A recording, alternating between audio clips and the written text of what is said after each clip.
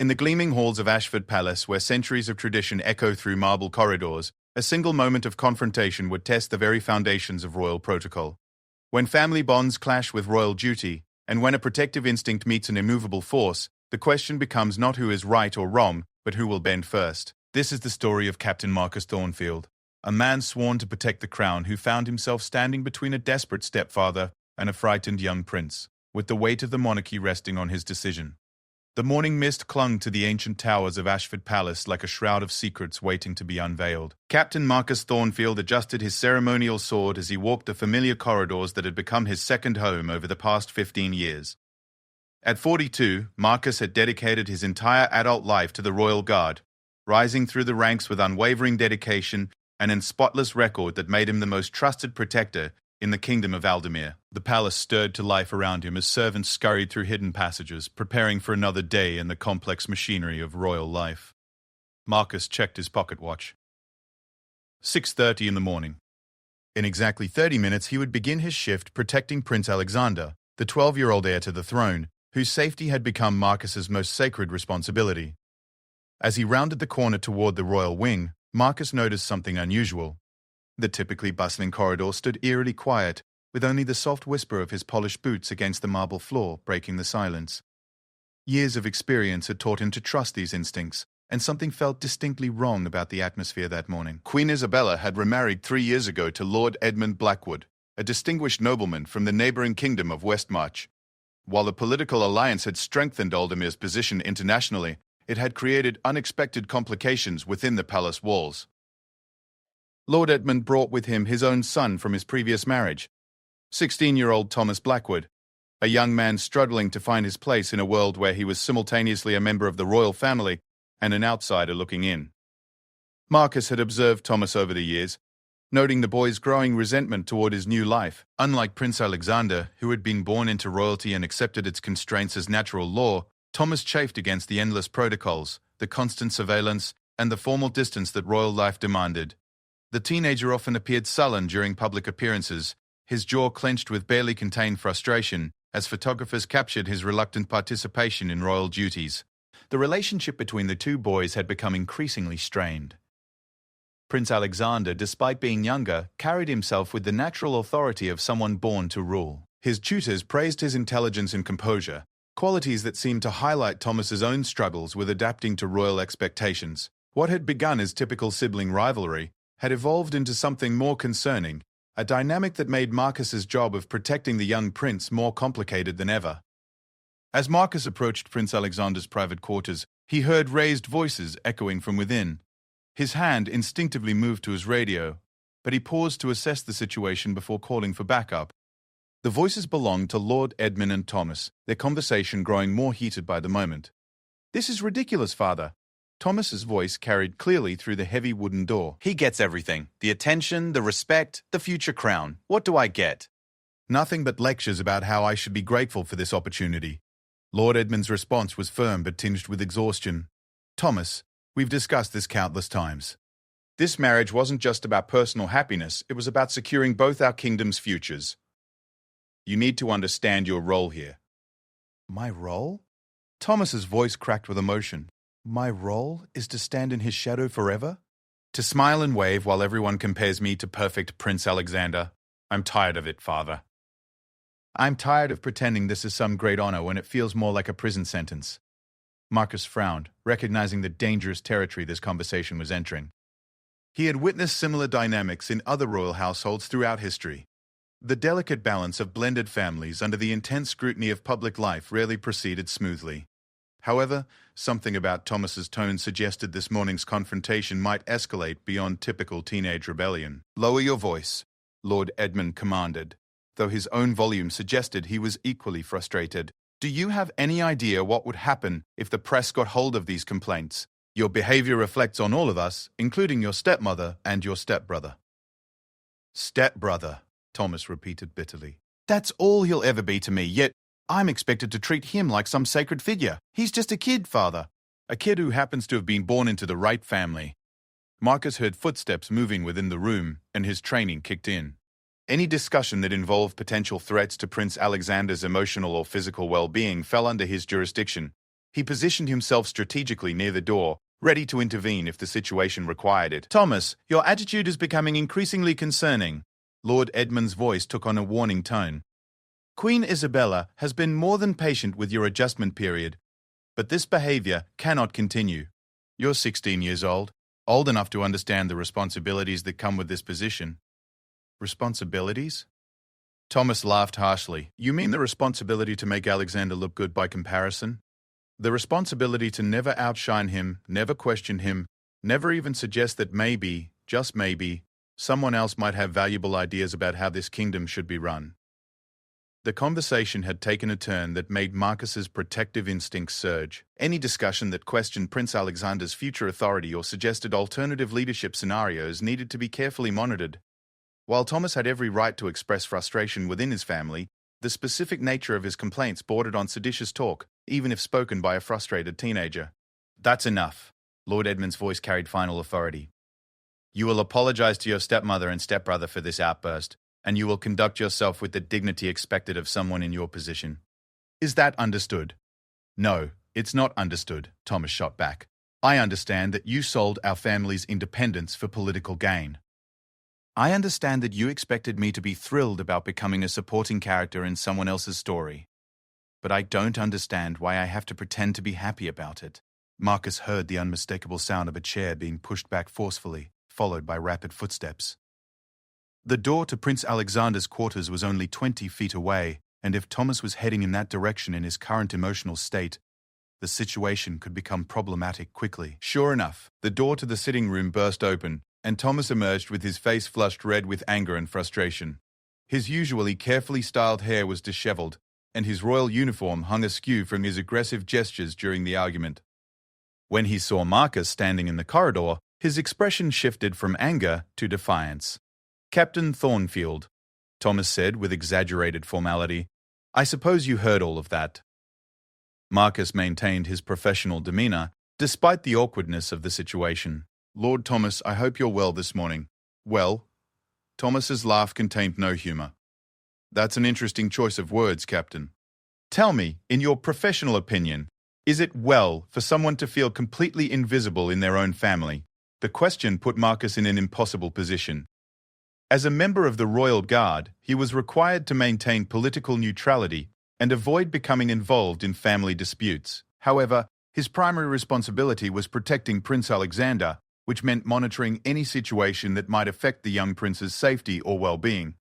"Lord Thomas, family matters are outside my area of expertise," Marcus replied diplomatically. "However, if you're experiencing difficulties, there are appropriate channels through which concerns can be addressed." "Appropriate channels," Thomas repeated mockingly. You mean like speaking to my stepmother, who's too busy managing her image to notice that her new family is falling apart? "Or perhaps I should schedule an appointment with my stepbrother, who's probably being tutored right now on why his opinion matters more than mine." Lord Edmund appeared in the doorway, his face showing the strain of the morning's confrontation. When he saw Thomas speaking with Marcus, his expression grew even more concerned. "Thomas, return to your quarters immediately. We'll continue this discussion later, in private." "No, Father," Thomas said, his voice gaining strength. "I think it's time everyone understood exactly how I feel about this situation, including Prince Alexander." The mention of the prince's name in this context sent alarm bells ringing in Marcus's mind. His years of experience had taught him to recognize the warning signs of potentially dangerous situations, and Thomas's current emotional state, combined with his expressed resentment toward Prince Alexander, created a scenario that required immediate attention. "Lord Thomas," Marcus said, his voice taking on the authoritative tone he reserved for security situations, "I'm going to have to ask you to step away from this area. Prince Alexander is preparing for his morning lessons, and any disruption could interfere with his education schedule." Thomas's eyes narrowed as he studied Marcus's face. "Ah, there it is. The moment when everyone chooses him over me. Even you, Captain. Even the man who's supposed to be neutral in family matters suddenly becomes very invested in protecting the precious prince from his troubled stepbrother."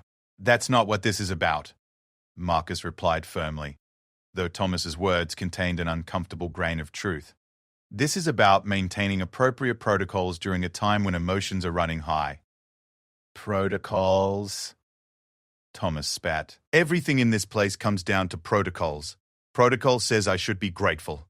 Protocol says I should smile and accept my secondary status. Protocol says I should never, ever suggest that maybe Prince Alexander isn't the perfect future king everyone pretends he is. Lord Edmund stepped forward, his patience clearly exhausted. Thomas, you will apologize for that remark immediately. And then you will return to your quarters to consider whether you want to continue living in this family, or if you'd prefer to return to Westmarch. The threat hung in the air like a blade. Marcus had heard similar ultimatums delivered in royal households before, but this felt different, more personal and more dangerous. Thomas's face went white, then red, then settled into an expression of cold determination that Marcus recognized as particularly concerning. You'd actually send me away, Thomas said quietly. Your own son. You'd exile me to protect your new family's reputation. I would do whatever is necessary to protect this kingdom and this family. Lord Edmund replied steadily. That includes protecting it from members who refuse to conduct themselves appropriately. Thomas looked between his father and Marcus, his eyes showing a mixture of hurt and rising fury. I see. Well, then I suppose I should say goodbye to my stepbrother before I'm banished from paradise. He began walking toward Prince Alexander's door with purposeful strides.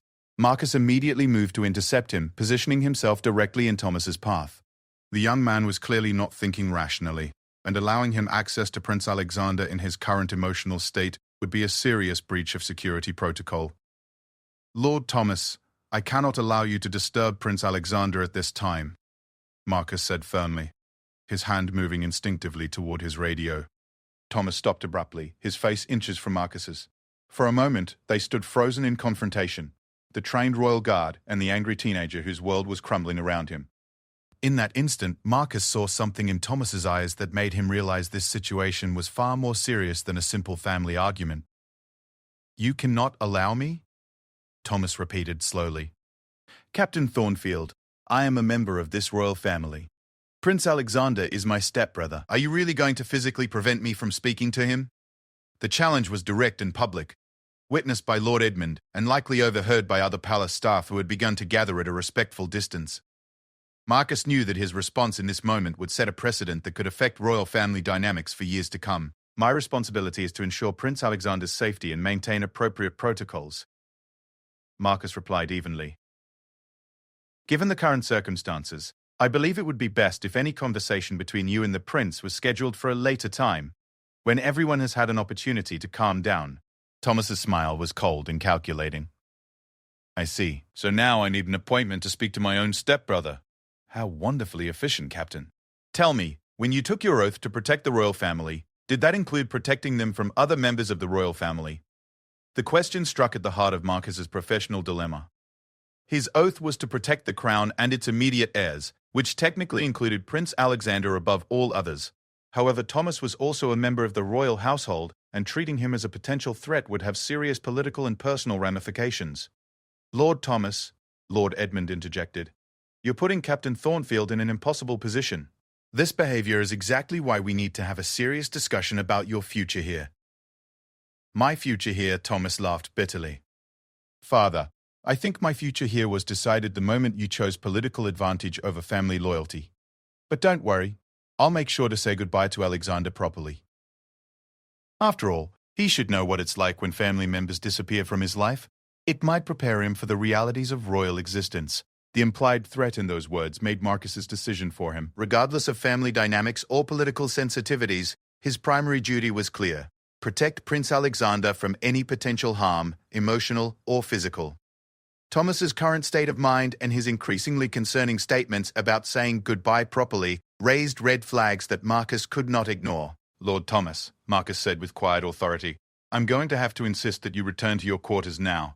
This conversation can continue later, through appropriate channels, when everyone has had time to reflect on the situation. Thomas stared at Marcus for a long moment, his jaw working as if he were chewing over his options. Finally, he stepped back slightly, but his expression remained defiant. Very well, Captain Thornfield. I'll return to my quarters, as requested. But I want you to remember this moment. I want you to remember that when a member of this royal family needed understanding and support, the system chose protocol over compassion.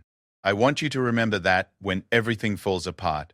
With those ominous words, Thomas turned and walked away, his footsteps echoing in the sudden silence that followed his departure. Lord Edmund stood watching his son's retreat with an expression of profound sadness mixed with resignation. "Captain," Lord Edmund said quietly, "I apologize for putting you in that position. Thomas has been struggling with his role here more than we initially realized." Marcus nodded professionally, though his mind was racing with the implications of what had just occurred. "Lord Edmund, with your permission, I'd like to increase security protocols around Prince Alexander for the next few days, just as a precautionary measure." "Do you think that's necessary?" Lord Edmund asked, though his tone suggested he already suspected the answer. "I think it's prudent," Marcus replied carefully. "Family dynamics in royal households can be complex, and when emotions run high, it's better to err on the side of caution." Lord Edmund sighed deeply. "Very well. Do whatever you think is best for Alexander's safety. And Captain, thank you for handling that situation with discretion." As Lord Edmund walked away to follow his son, Marcus remained standing in the corridor, processing the morning's events. In 15 years of royal service, he had dealt with external threats, security breaches, and diplomatic challenges, but this was different. This was a threat that came from within the family itself. The most difficult kind to address because it blurred the lines between protection and interference. He thought about Thomas's final words, the warning about everything falling apart. There had been something in the young man's tone that suggested this morning's confrontation was not the end of the conflict, but merely the beginning of something much larger and more dangerous. Marcus checked his watch again. Prince Alexander would be expecting him for their morning security briefing in 10 minutes. The prince was intelligent and perceptive for his 12 years. He would likely ask about the raised voices he had undoubtedly heard from his quarters. How much should Marcus tell him? How could he protect the young prince without unnecessarily frightening him or damaging his relationship with his stepbrother? As he walked toward Prince Alexander's door, Marcus made a mental note to review the security protocols for internal family conflicts. The Royal Guard training manual covered external threats comprehensively, but situations like this morning's required a different kind of expertise, one that balanced family preservation with royal protection. He knocked gently on Prince Alexander's door, preparing to face questions he wasn't entirely sure how to answer, while maintaining the delicate balance between honesty and discretion that his position demanded. "Come in, Captain Thornfield," came the clear, composed voice from within Prince Alexander's quarters. Marcus opened the heavy oak door to find the young prince seated at his antique writing desk, reviewing what appeared to be diplomatic correspondence from his morning tutorials. At 12 years old, Prince Alexander possessed a maturity that often surprised palace visitors. But Marcus had learned to see past the princely composure, to recognize the curious, sometimes anxious boy underneath. Prince Alexander looked up from his papers, his intelligent green eyes immediately studying Marcus's expression. "I heard voices in the corridor earlier, Captain." Was everything all right? The directness of the question was typical of Prince Alexander's approach to life. Unlike many children his age, the prince had learned early that avoiding difficult topics rarely made them disappear, and his royal training had taught him the value of accurate information in making sound decisions. "There was a family discussion that became somewhat heated, Your Highness," Marcus replied carefully, choosing his words to provide honesty without unnecessary alarm. Lord Thomas and Lord Edmund were working through some personal matters. Prince Alexander set down his fountain pen and leaned back in his chair, a gesture that reminded Marcus how young the prince truly was, despite his formal demeanor. "About me, I assume?" The question caught Marcus off guard, though it probably shouldn't have. Prince Alexander had grown up in an environment where every conversation, every decision, and every conflict ultimately related to the crown and his future role as king. It was a burden that Marcus sometimes forgot the boy carried constantly. "Why would you assume that, Your Highness?" Marcus asked, genuinely curious about the prince's perspective on his family dynamics. Prince Alexander stood and walked to the tall window that overlooked the palace gardens, where early morning groundskeepers were tending to the elaborate flower beds that would soon be photographed for the autumn tourism campaign. "Because most family discussions in this palace are about me, in one way or another. My education, my public appearances, my preparation for eventual rule. It's logical that Thomas's difficulties would also relate to my position here." The matter-of-fact way Prince Alexander analyzed his own situation demonstrated a level of self-awareness that was both impressive and concerning. Marcus had worked with several royal heirs over his career, and he had learned that too much early awareness of their unique burden could be as damaging as too little preparation. "Thomas is adjusting to his role in the family," Marcus said diplomatically. "That adjustment period can be challenging for anyone, but it's particularly complicated when it involves royal life." Prince Alexander nodded thoughtfully. "I've noticed that he seems unhappy. During public events his smiles look forced, and he rarely speaks unless directly addressed. Mother thinks it's typical teenage behavior, but I think it's something more serious. The prince's observation was astute and troubling.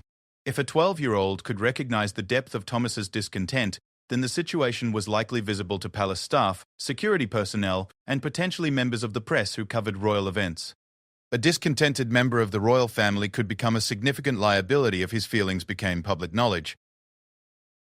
What makes you think it's more serious than typical teenage adjustment? Marcus asked, curious to understand Prince Alexander's perspective on his stepbrother's behavior. Prince Alexander turned from the window to face Marcus directly. Because teenage unhappiness is usually about external things, rules, restrictions, social pressures. Thomas's unhappiness seems to be about fundamental questions of identity and belonging. Those are much more difficult problems to solve. Marcus was struck by the sophistication of the prince's analysis. At 12, Prince Alexander was already thinking like a future king, recognizing the difference between surface-level complaints and deeper existential struggles. However, this level of insight also suggested that the prince was carrying more emotional weight than was healthy for someone his age.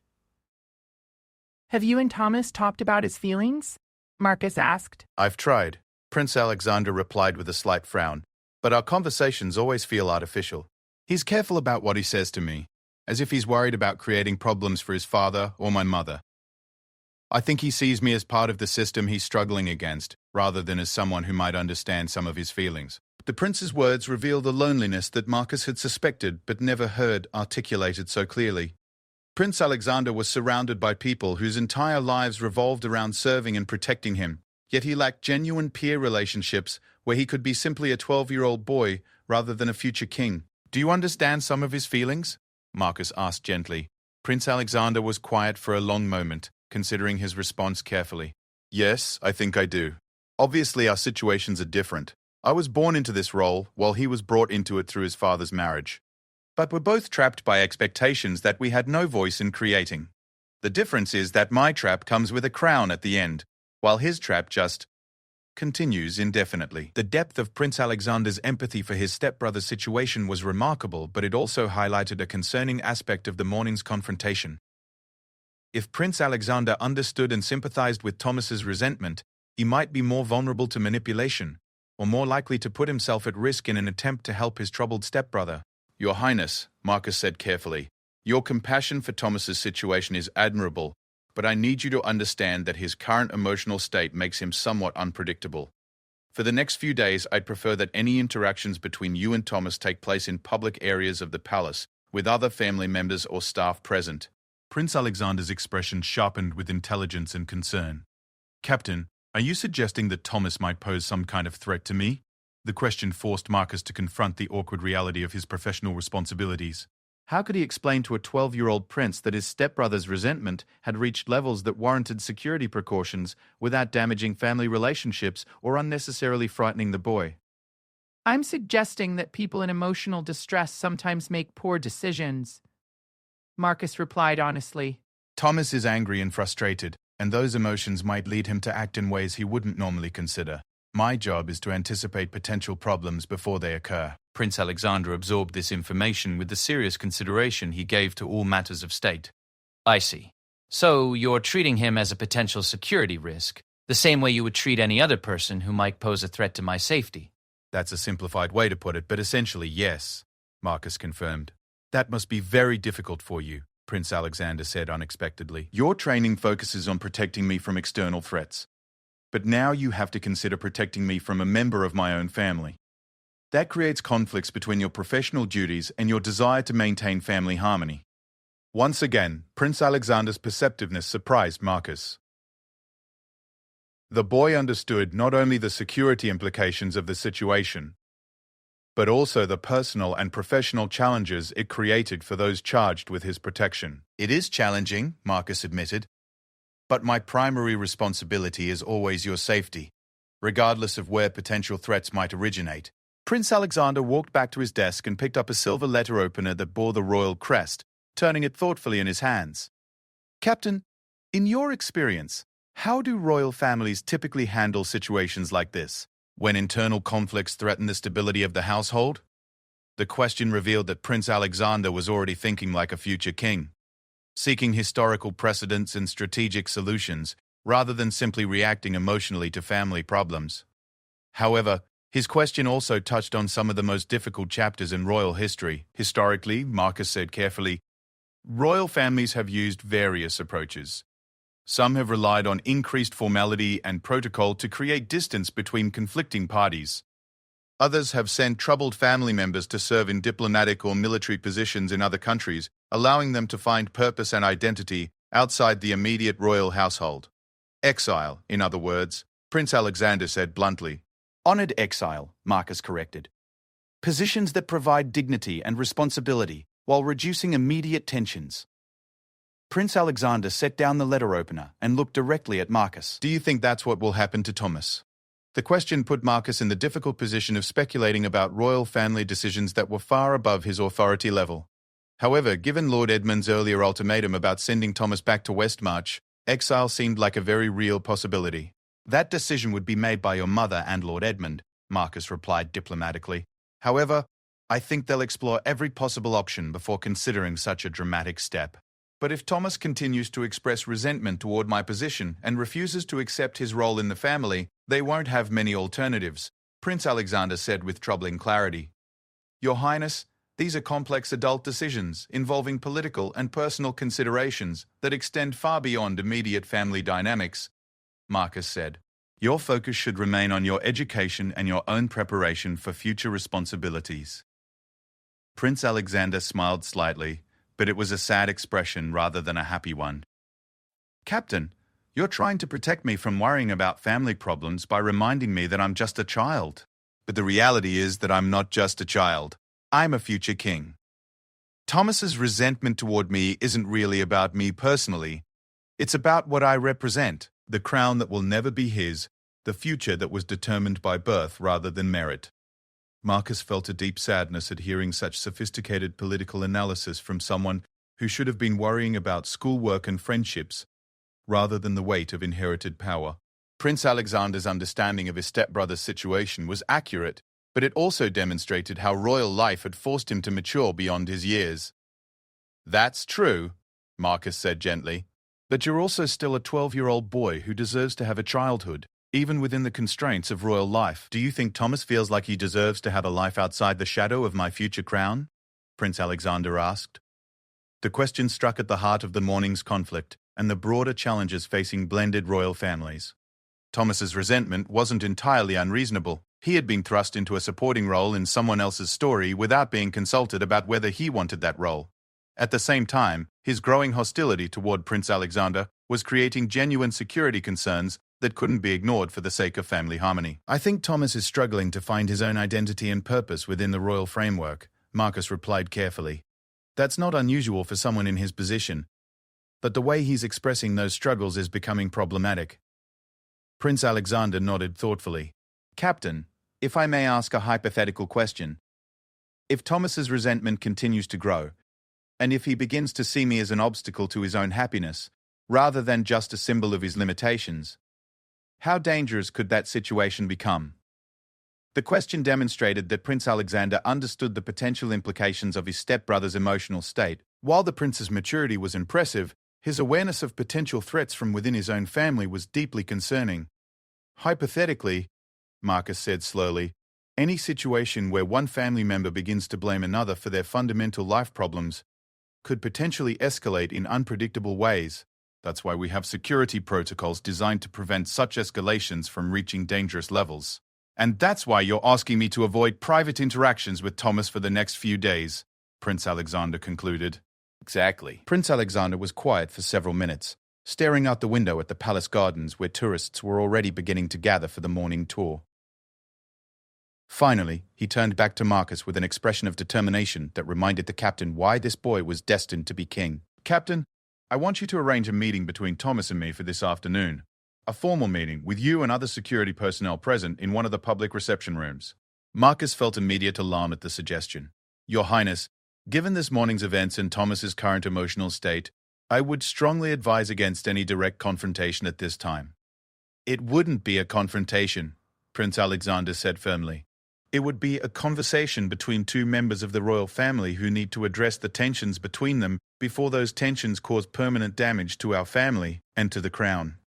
The mature language and strategic thinking behind Prince Alexander's proposal was impressive, but Marcus could see numerous ways such a meeting could go disastrously wrong. Thomas was angry, resentful, and feeling cornered by his family's ultimatums. Prince Alexander was intelligent, but still a 12-year-old boy who might not fully understand how to navigate such a charged emotional situation. Your Highness, with all due respect, I don't think you fully appreciate how volatile Thomas's emotional state is right now, Marcus said carefully. Captain, I don't think you fully appreciate how important it is for me to address this situation directly, rather than simply hiding behind security protocols. Prince Alexander replied with surprising steel in his voice. Thomas's resentment toward me is poisoning our family relationships and creating problems that will only get worse if they're not addressed honestly. Marcus recognized the tone. It was the voice of someone who had inherited not just a crown, but the expectation of leadership. Prince Alexander was no longer speaking as a child seeking protection. He was speaking as a future king who intended to take responsibility for solving problems within his realm. Your Highness, even if such a meeting were advisable, it would require approval from your mother and Lord Edmund, Marcus said, hoping to delay any immediate action while he considered the implications of the prince's proposal. Then we should request that approval, Prince Alexander said simply. Captain, I understand that your job is to protect me from potential threats, but sometimes the best protection comes from addressing problems directly rather than avoiding them indefinitely. Marcus found himself in the uncomfortable position of having to choose between his immediate protective instincts and the longer-term strategic thinking that Prince Alexander was demonstrating. The prince was right that avoiding the conflict indefinitely could allow it to fester and grow more dangerous. At the same time, forcing a confrontation while emotions were still running high could trigger exactly the kind of crisis they were trying to prevent. If you're determined to pursue this meeting, Marcus said slowly, we would need to establish very specific protocols to ensure it remains productive rather than destructive. Prince Alexander smiled, the first genuine smile Marcus had seen from him that morning. I'm listening, Captain. What kind of protocols would make you comfortable with facilitating this conversation? Marcus spent the next several minutes outlining the security requirements that would be necessary for such a meeting. Multiple witnesses, predetermined time limits, agreed-upon topics of conversation, and immediate termination procedures if the discussion became hostile. Prince Alexander listened attentively, occasionally asking clarifying questions that demonstrated his understanding of the delicate nature of the situation. As they concluded their planning session, Marcus found himself both impressed by Prince Alexander's maturity and deeply concerned about the burden of responsibility the young prince was taking upon himself. At 12 years old, Prince Alexander was already thinking like a king, taking personal responsibility for solving family conflicts that most children his age would never even understand. Your Highness, Marcus said as they finished their preparations, I want you to understand that whatever happens in this meeting, the outcome is not your responsibility. Thomas's feelings and choices are his own, and you cannot fix someone else's relationship with their own life circumstances. Prince Alexander nodded seriously. I understand that, Captain. But I also understand that as a future king, I need to learn how to address conflicts within my own realm, even when those conflicts are personal and painful. This situation with Thomas may be my first real test of leadership. Marcus looked at the serious, determined face of the 12-year-old prince and realized that despite all his training and experience, he was witnessing something unprecedented in his career. Prince Alexander wasn't just accepting the burden of royal responsibility, he was actively embracing it, even when it meant confronting dangerous situations that most adults would prefer to avoid. The morning had begun with Marcus protecting Prince Alexander from his troubled stepbrother. Now, it seemed, he would be protecting both young men from the potentially explosive consequences of their family's deepest conflicts, while hoping that a 12-year-old future king possessed the wisdom and skill necessary to defuse a situation that had already proven too complex for the adults involved. The blue drawing room had been chosen for its psychological properties as much as its security advantages. With its soaring ceilings, ornate gold trim, and formal seating arrangements, the room commanded respect and encouraged civilized discourse. More importantly, for Marcus's purposes, it contained multiple exit points and had excellent sightlines for the additional security personnel he had stationed discreetly around the perimeter. Queen Isabella had initially resisted the idea of a formal meeting between the boys, preferring to let emotions cool naturally over time. However, Prince Alexander had presented his case with such mature reasoning that she had ultimately agreed, provided that strict protocols were followed and that both Lord Edmund and she were present as observers. Marcus checked his watch. 2:15 in the afternoon. The meeting was scheduled to begin in exactly 15 minutes, giving him time for final preparations and a last review of the security arrangements. He had positioned 3 additional guards in civilian clothing throughout the room, each with clear instructions about intervention procedures if the conversation became hostile. Lord Edmund entered the room first, his face showing the strain of a man who had spent the morning trying to convince his son to participate constructively in the afternoon's discussion. Behind him came Thomas, whose appearance immediately caught Marcus's attention. The young man had dressed in his most formal royal attire, a navy military-style uniform with gold braiding that emphasized his connection to the royal family, while also creating a certain psychological distance through its formality. Thomas's demeanor had shifted significantly since the morning's emotional outburst. Gone was the raw anger and desperate frustration. In its place was a controlled coolness that Marcus found even more concerning. Experience had taught him that people who transitioned quickly from emotional volatility to rigid composure were often planning something significant. "Lord Thomas," Marcus greeted him formally. "Thank you for agreeing to participate in this discussion." Thomas nodded stiffly. "Captain Thornfield, I understand this meeting was Prince Alexander's idea. I must admit, I'm curious about what he hopes to accomplish."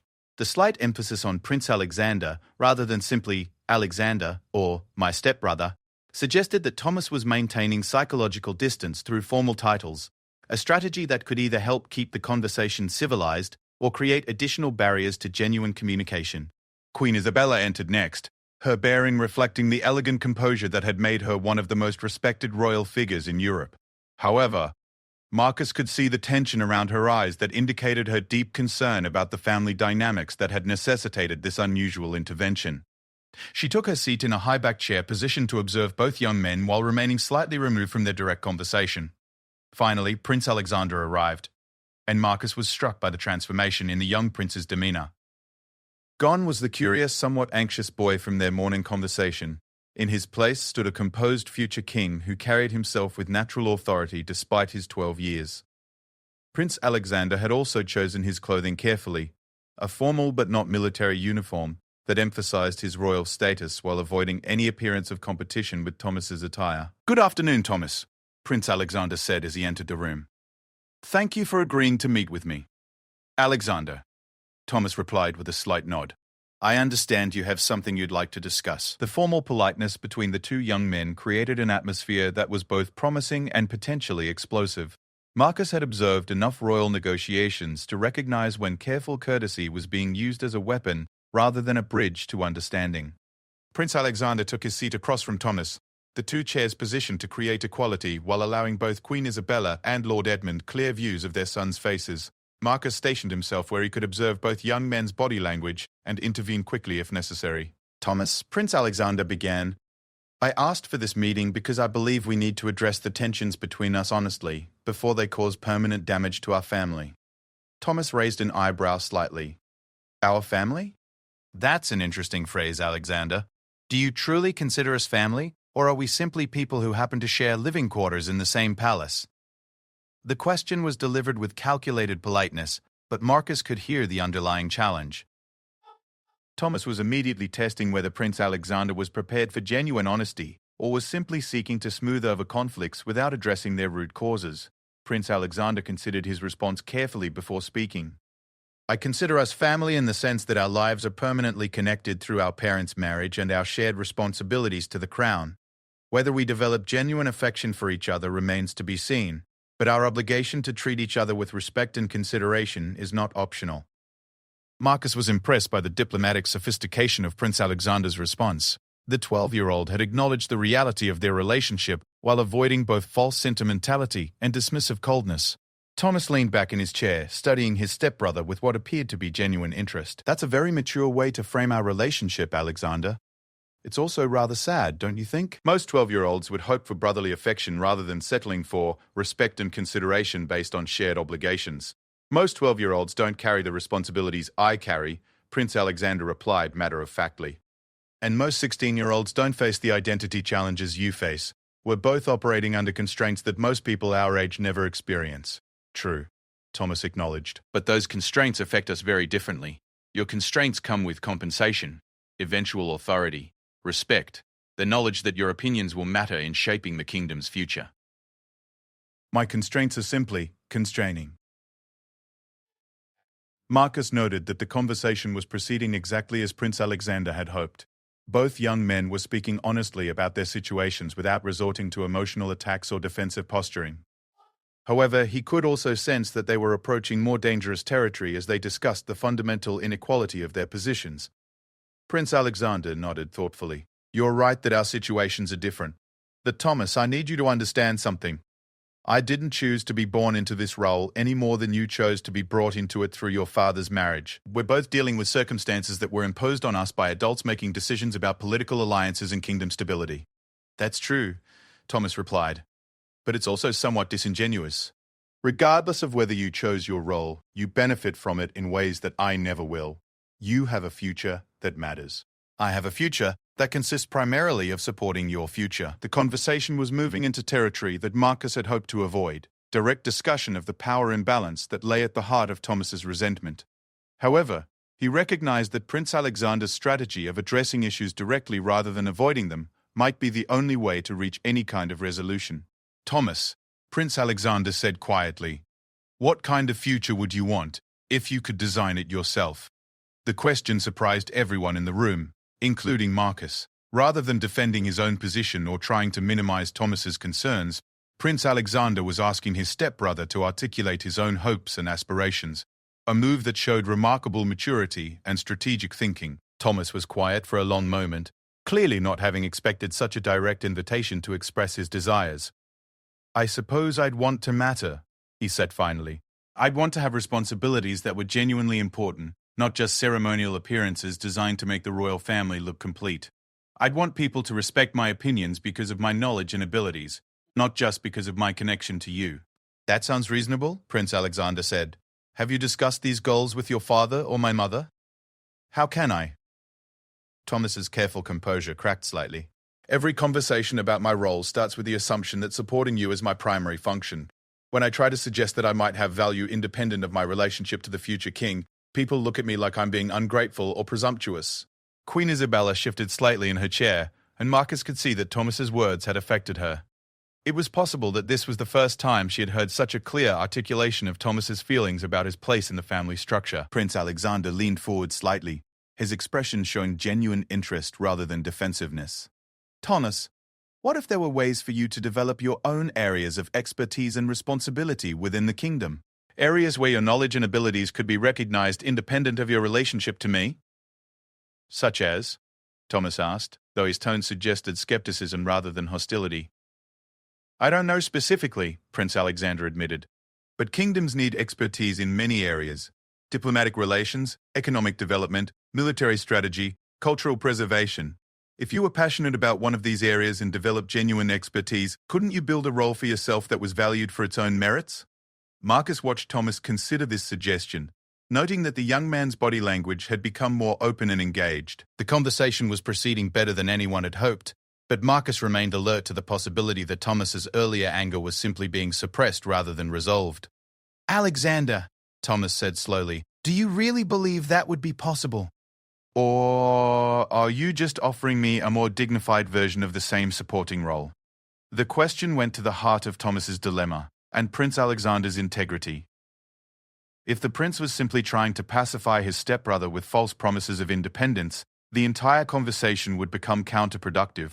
If he was genuinely willing to support Thomas's development of autonomous authority, it could represent a revolutionary approach to blended royal families. Prince Alexander was quiet for several moments, clearly recognizing the importance of his response. When he spoke, his voice carried the weight of someone making a serious commitment. "Thomas, I can't promise you that developing independent expertise will automatically translate into autonomous authority. The kingdom's power structures are complex, and many people have invested interests in maintaining existing hierarchies. But I can promise you that I will never deliberately undermine your efforts to build your own area of competence, and that when I eventually have the authority to do so, I will actively support roles that allow you to use your abilities in meaningful ways." The promise was carefully worded but substantial. Prince Alexander was essentially offering to support Thomas's development of parallel authority rather than simply subordinate functions. A commitment that could have significant implications for the kingdom's future political structure. Thomas studied his stepbrother's face intently, as if trying to determine the sincerity of the offer. "And what would you want in return for this support?" Honest cooperation rather than hidden resentment. Prince Alexander replied without hesitation. If you're going to hate me, I'd prefer you do it openly so we can address the specific problems you have with my actions or decisions. But if you're willing to work with me towards solutions that serve both our interests, I'm willing to invest genuine effort in finding those solutions. Marcus found himself impressed by the negotiation skills both young men were displaying. They were treating their family relationship as a political alliance that required clear terms and mutual benefit, an approach that was both mature and somewhat tragic in its necessity. What about the immediate situation? Thomas asked. I assume there will be consequences for this morning's behavior. Lord Edmund spoke for the first time since the meeting began. Thomas, your mother and I will discuss appropriate responses to this morning's events privately.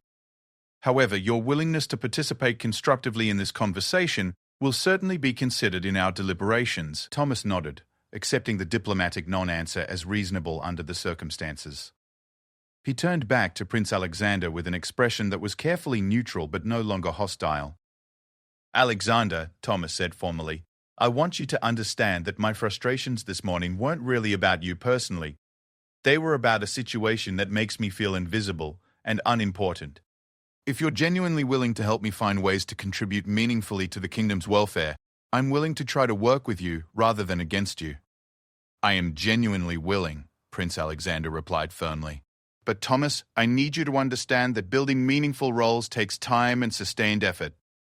There will probably be setbacks and frustrations along the way. If this arrangement is going to work, we'll both need to communicate honestly about problems before they escalate to the level they reached this morning. Agreed, Thomas said, extending his hand to his stepbrother. Prince Alexander shook hands with Thomas, and Marcus felt a mixture of relief and continued concern as he watched the formal reconciliation. The conversation had proceeded far better than anyone had hoped, but experience had taught him that verbal agreements made under family pressure didn't always translate into lasting behavioral changes. Queen Isabella rose from her chair, signaling the formal conclusion of the meeting. I'm proud of both of you for handling this difficult conversation with such maturity, she said. Thomas, I hope you'll feel comfortable approaching Alexander or me if you'd like to explore specific areas where you might develop expertise and responsibility. So, thank you, Your Majesty, Thomas replied with a formal bow that seemed genuine rather than perfunctory.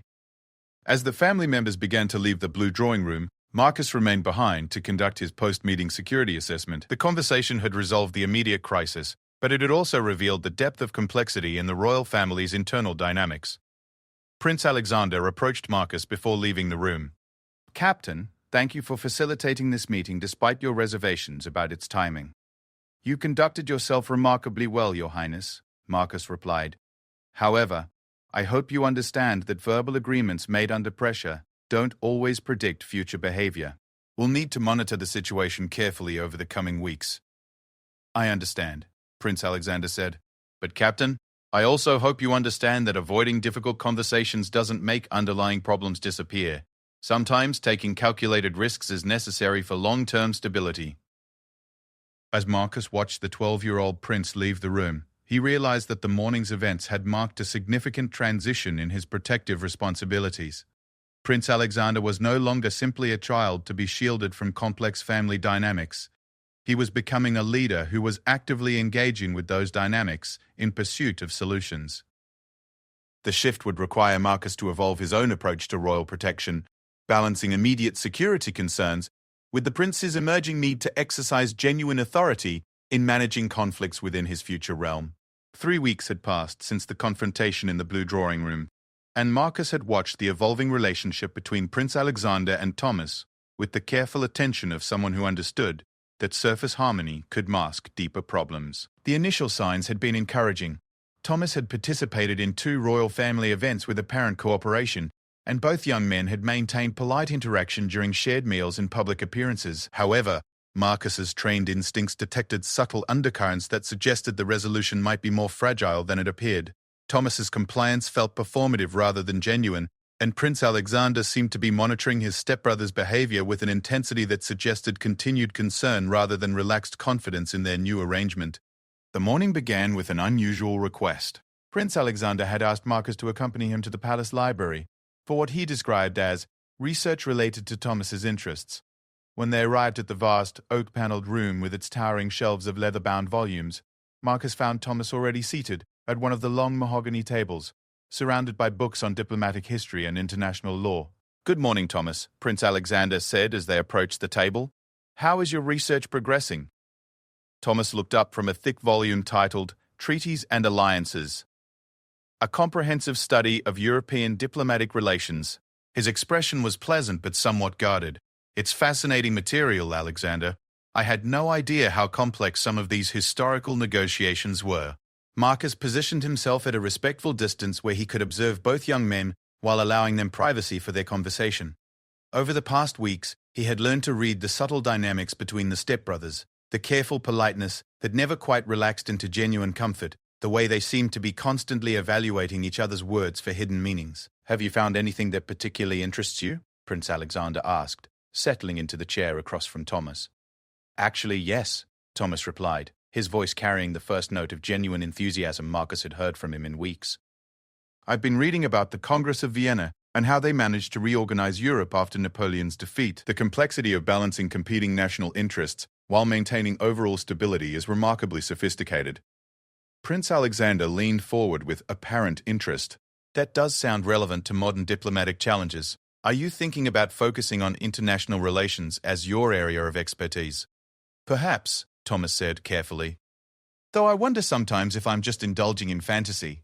Reading about historical diplomacy is one thing, but actually participating in real negotiations requires trust and authority that I'm not sure I'll ever possess."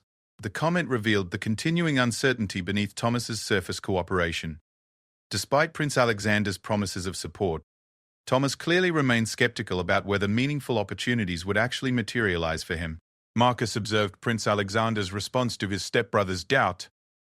The young prince's expression showed genuine concern rather than defensiveness, suggesting that his commitment to helping Thomas find autonomous purpose remained sincere.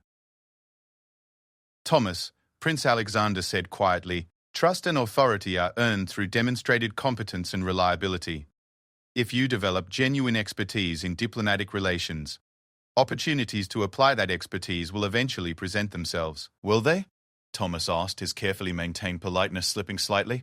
"Or will I become the kingdom's most educated observer, someone who understands diplomatic theory but is never allowed to participate in actual decision-making?" The question touched on the fundamental challenge facing Thomas: how to transition from theoretical knowledge to practical authority when his position in the royal hierarchy was inherently limited by his relationship to the future king.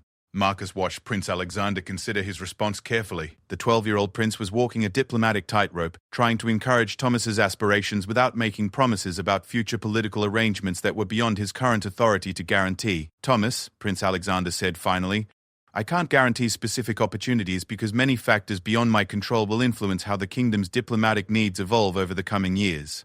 But I can tell you that competent people who understand complex international relationships are always valuable, regardless of their formal titles or positions." Thomas set down his book and looked directly at his stepbrother. "Alexander, can I ask you something honestly?" "Of course. Do you sometimes feel like we're both just playing roles that adults have written for us? You as the perfect future king who's wise beyond his years, me as the grateful stepson who's finding his place in the royal family?" The question surprised Marcus with its perceptiveness. Thomas was articulating something that Marcus had observed but never heard discussed: the way both young men seemed to be performing idealized versions of themselves rather than simply being themselves. Prince Alexander was quiet for several moments before responding. "Yes," he said simply. "Sometimes I feel exactly like that." The honest admission seemed to catch Thomas off guard. He had apparently expected either denial or deflection, not acknowledgement of the artificial pressures they both faced. "It's exhausting," Thomas continued, his voice carrying relief at being able to speak openly. "Always monitoring what I say, how I stand, whether my expressions might be photographed and misinterpreted. Sometimes I wonder if I'm losing track of who I actually am, underneath all the performance requirements." Prince Alexander nodded thoughtfully. "I understand that feeling. The difficulty is that for people in our positions, the performance requirements aren't optional.